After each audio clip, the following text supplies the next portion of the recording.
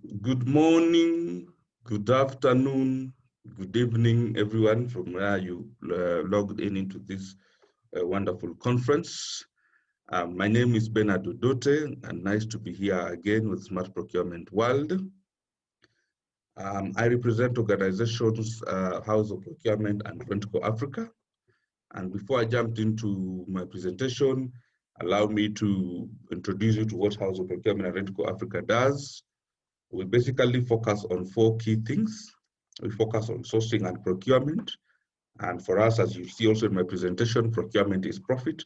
And this is impacting your bottom line directly in a manner that increasing prices or growing your turnover cannot. We also focus on working capital financing, whether you are importing or exporting or producing locally or from the farm to factory or from the factory to retailer. We look at a way to unlock your liquidity, both in off-balance sheet and asset-based financing. And we also look at equipment and asset leasing.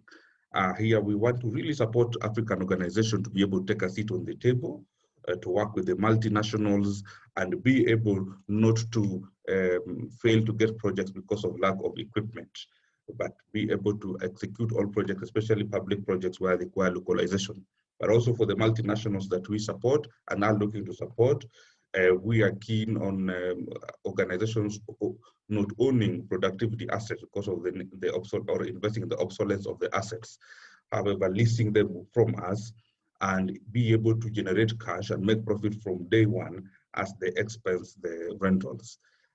This is quite impactful for Africa in various areas, in the primary industries, in manufacturing, in agriculture, in mining, oil and gas, in logistics and transportation, in agribusiness, which are very key for the continent's development. And last but not least, dedicated logistics. In the last conference we had, ASCA, I say that sales and marketing, they tell you about the product, but the logistics, people bring the product or the food to the table. Logistics impacts your reputation, how the consumers see you as a reliable partner. And also logistics fortifies your market share. If you cannot deliver onto the table, the consumers will forget about you. So today we talk about topics that I'm passionate about: world-class procurement and project management. In procurement, typically we are tasked by projects year on year. We have targets of savings, we have targets of cash and working capital, we have efficiency, operational efficiency targets, we have supplier development targets, stakeholder management targets, and these are daily projects that we put in our performance appraisals to be able to achieve. We also have projects which are very distinct. Maybe it's a greenfield project, maybe it's an oil and gas project in the mining sector, in the agricultural sector. You have very distinct projects in the energy sector that comes from end to end, from EPC, financing, localization, local content, and all that to be managed by procurement. The procurement must deliver value in this project. Typical targets are cost, cash, quality, time, but we also must deliver what are social licenses to operate, community involvement. We must deliver supplier development in these projects. So how do we look at a project in a simple way to ensure that we understand it fully and that we're able to deliver value, maximum value, minimum bureaucracy? So a typical project covers 3 defined clear stages. Stage 1 is where you categorize and prioritize. So you must customize the project, understand it, contextualize it. So here you diagnose the opportunities, full analysis of spend, strategy, policies, processes, skills, and technology. So if you talk about spend, you look at the project and you must dissect the project in what will we be buying on this project. In oil and gas sector and in many other sectors, they do front-end engineering and design. You say, what will it take for this project to be done to completion? What materials, what construction work, what electrical work, what kind of human capital is needed, what logistics is needed, and you're able to list all these things together with the project, other project teams, and then look at what does that mean in terms of spend, and where are these opportunity in those spend, some opportunity that you already have, or you're able to benchmark or look at the market and say, this is how my project target initially was US $10 million as a total spend, but we can deliver it at $7 million. The second area is improvement of value. So where you closely analyze these opportunities, you develop a strategy around them, and put a cross-functional team, because a project can be delayed by a stakeholder. Remember, stakeholders are very important. So if you have an influential and highly impactful stakeholder, make sure you get his buy-in, rope him in, and have him fully committed to this project. Establish that team and look at these opportunities and where you can leverage, where you can save. However, those opportunities also mean where can you get more suppliers developed, where can you get the community more involved, and where can you do much more with less? Where can you extend the money? Where can you demand a little just bit more from your suppliers? And the third area is you must sustain value. Ensure that the benefits are embedded in the organization. One of the biggest problems you have as procurement people is measuring and marketing. And I mean by that is that we don't measure what matters. You've seen a slide ahead of me. We don't measure what matters. We talk of compliance, we're talking of suppliers are registered, database, follow process, 3 quotations, but we don't measure where the rubber meets the road, the cost that impacts profit, the cash that is the lifeblood of the business, the logistics fulfillment that is revenue, the efficiency and operation that is overheads and cost savings, and be able to have these numbers verified. And if we do them in a cross-functional team and we win together, then you have finance matching one-to-one with procurement. So we must be able to deliver excellence in project sourcing, produce measurable and sustainable results, not meaningless reports. So spend analysis, very important. We must analyze your spend. If you do not know what you are spending, how will you save it? If you don't know what you want to attack, how will you achieve the hunting of the opportunities you're looking for? Opportunity identification and analysis, and focus on low-hanging fruits, and also focus on the opportunities that will bring value. For example, you do spend analysis, you know where the money is. Benchmark and research. Right now we have WhatsApp groups where we have procurement professionals from across, I think I'm in about 100 WhatsApp groups for procurement across the world. We have LinkedIn groups, we have Facebook groups, and we are able to ask questions in those WhatsApp groups to benchmark. Unlike before where we have to drive into those organizations, we are able even to do now virtual meetings with your peer organization, not necessarily in the same industry, but probably sourcing almost the same things, and benchmark and research, and you'll be surprised that just information alone will be able to save you money, because you'll be able to discover which suppliers are they using and what they're doing well. Category savings and delivery. That I want to mix it with benefits capture, maximize value with minimum bureaucracy. Make sure you record and follow up that the price you negotiated, the delivery schedule you negotiated, the facilities you negotiated are implemented. Sometimes we negotiate and leave the table and go arm's length. We must make sure that the next contract, the next purchasing order is coming out with what was negotiated, so that the actual saving is delivered.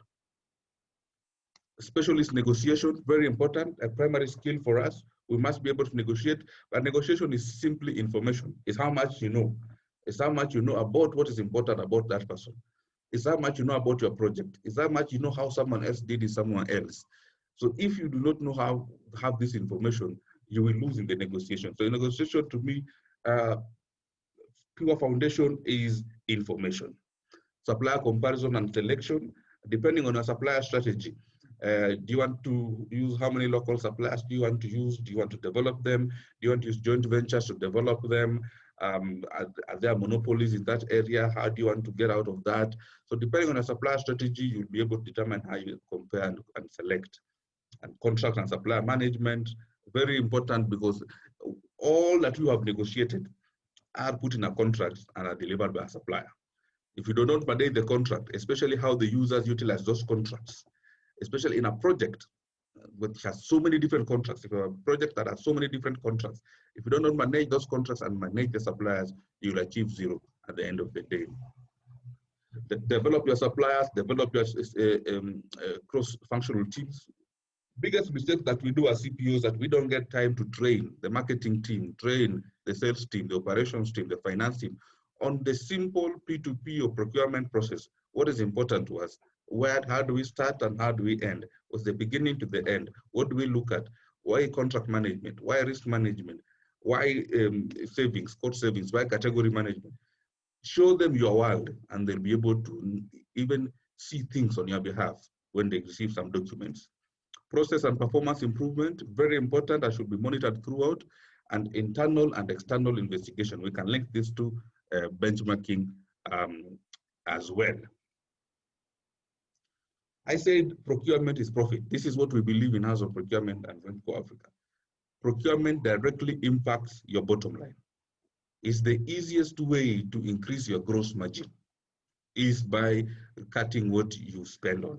Even in your household, the easiest way to grow your disposable income is by stopping one habit, one spend area, and immediately you grow money in your pocket. But to get a promotion at job, to get more income, to increase your business, get more income, even in your own home as a person, you put so much effort, triple effort, more than 10 times investment that you will do to save, to stop reducing your entertainment spend, reducing how you use your car, reducing the holidays you go to. Immediately, you impact your pocket. So if you look at the case down here, we are looking at the case, how much does savings in procurement will grow the gross profit by 50%, and we only need 10%. And then how much will it take to grow the revenue to achieve the same change in the gross profit? We need 25% growth in sales.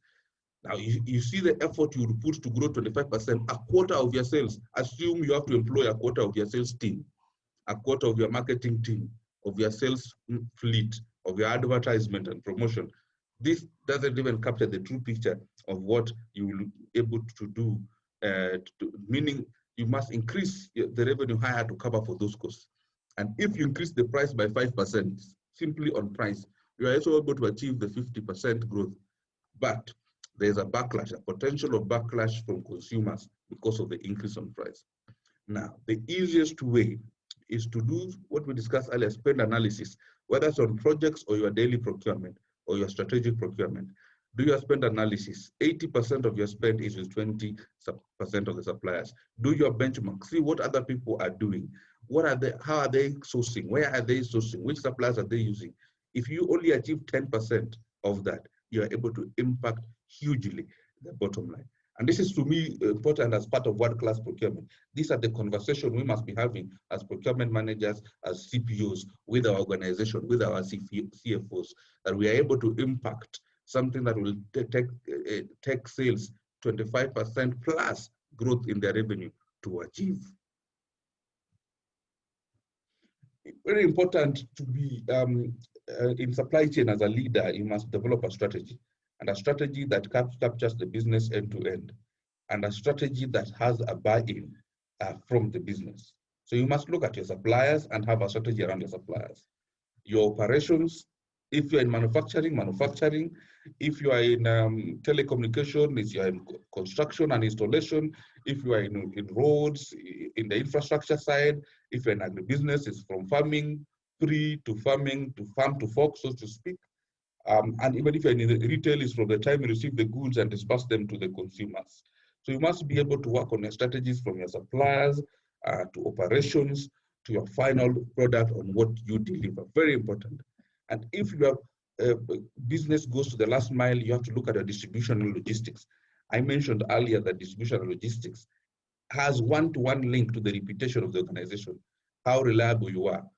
In the retail sector in Kenya is facing a lot of problems, and the biggest problem in the retail sector is a product is missing on the shelves because the suppliers have refused to bring the products because they have not been paid, cash flow problems. And immediately that impacts the reputation of that retail sector.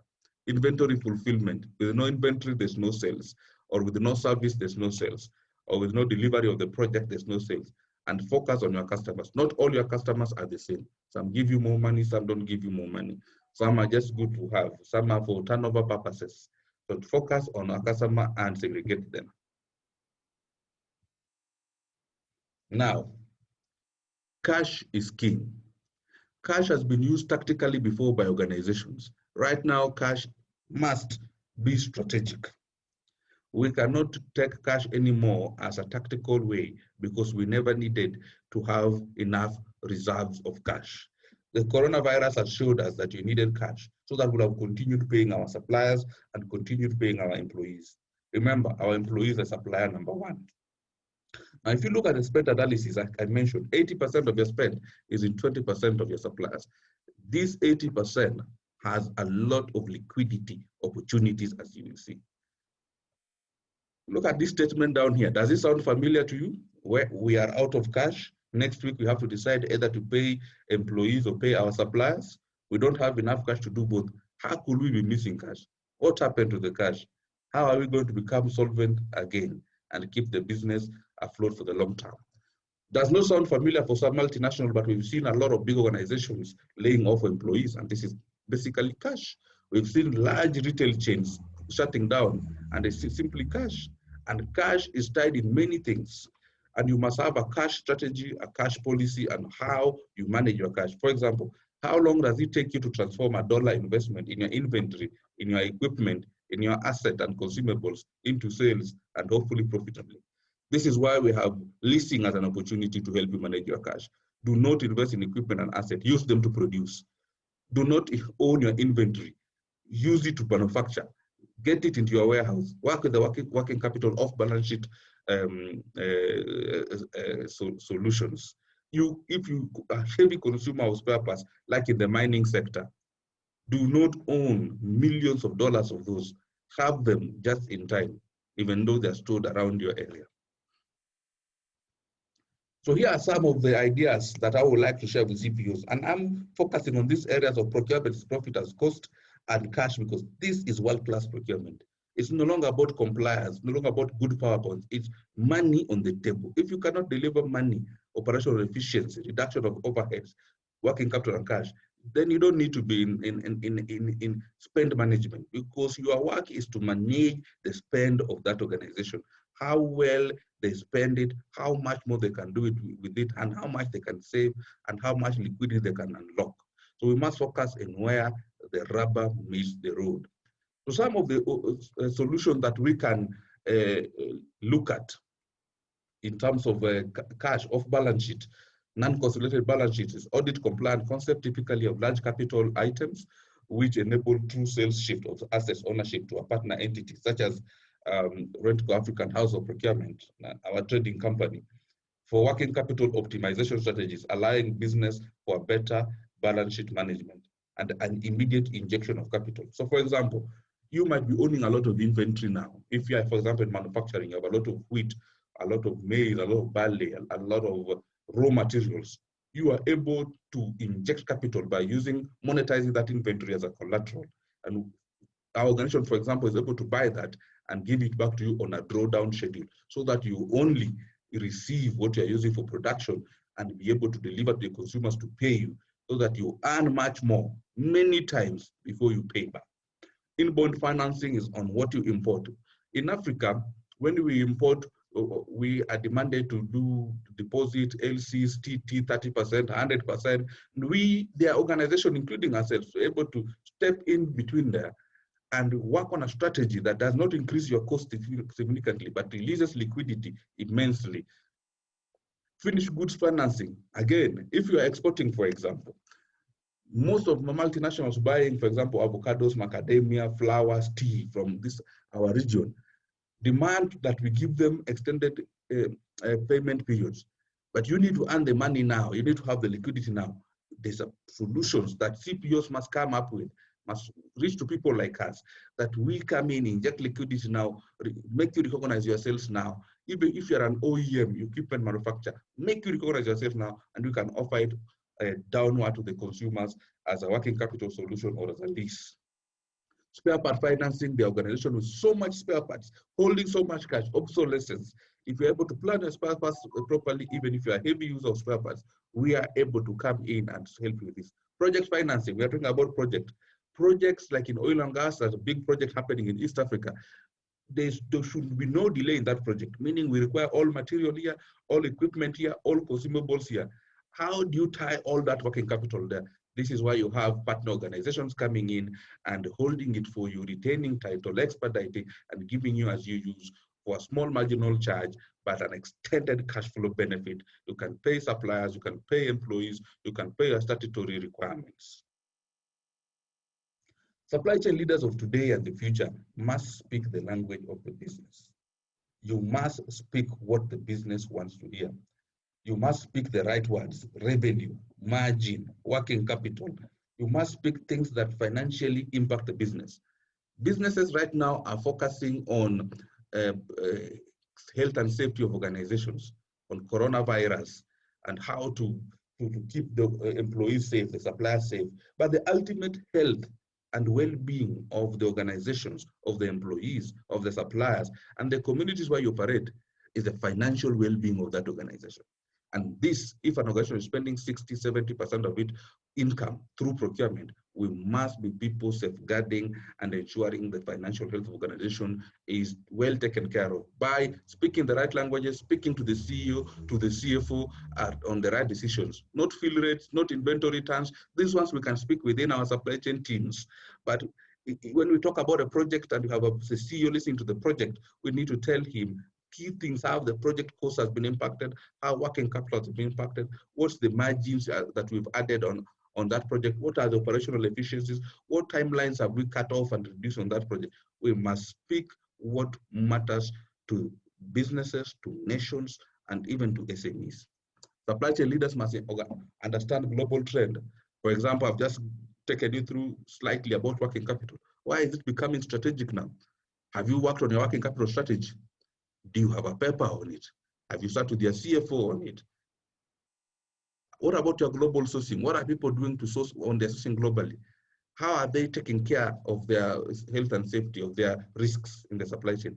What about project localization, supplier development? Do you have a strategy? What is happening globally around that area? What about technology?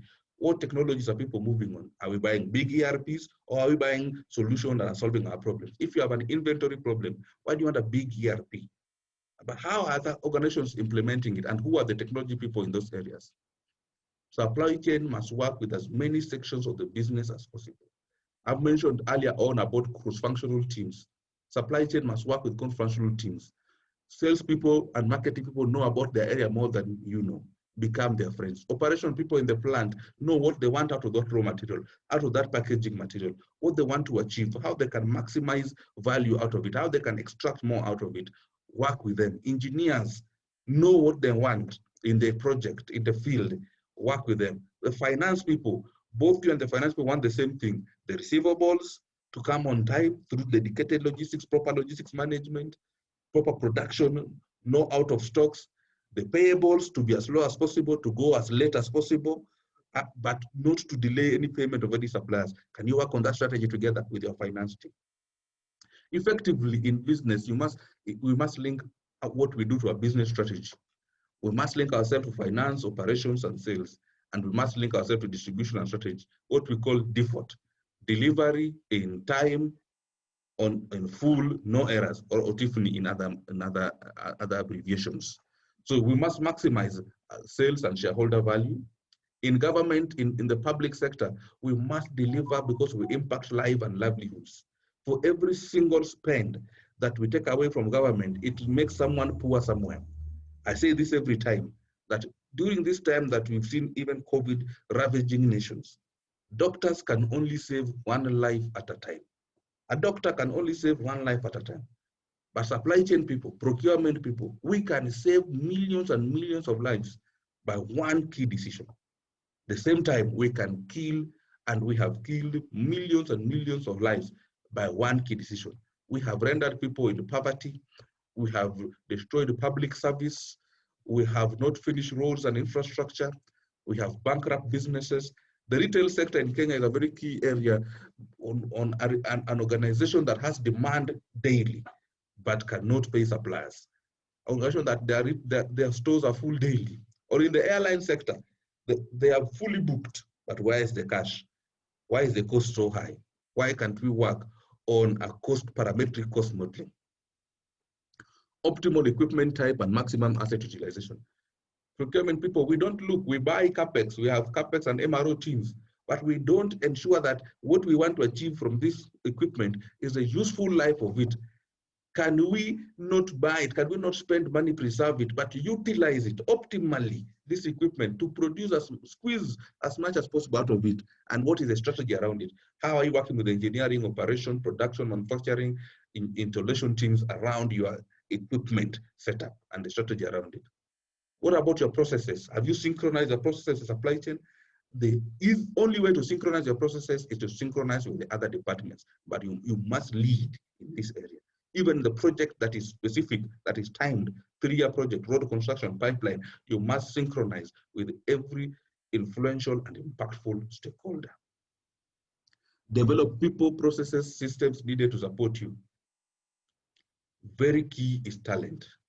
Supply chain is very popular now. People are doing it, but are they getting the right education, the right training? Are they getting the right operational, tactical, strategic information? Are you developing your talent? Are you focusing on the key things? We talk about a lot of niceties. I know stakeholder management is good, supplier relationships are good, those are very key, but cost and cash and operational efficiency is the bread and butter of that organization. If you can't achieve those things, however close you are to your supplier or your stakeholders, that is a zero-sum game. Thank you very much, everyone. Thank you very much, Smart Procurement, for this opportunity. Thank you very much, delegates, for listening to me. If you have any questions, my contacts are on the left below there. You can send me a WhatsApp message, email me. Feel free to visit our website. And if you have any need for support around your sourcing, global sourcing, local sourcing, your working capital, your equipment asset optimization, your liquidity and cash release, or dedicated logistics, feel free to reach to us. And I hope that the presentation was impactful and that you'll get a copy to study it more. Remember, procurement is profit. Thank you, and God bless you.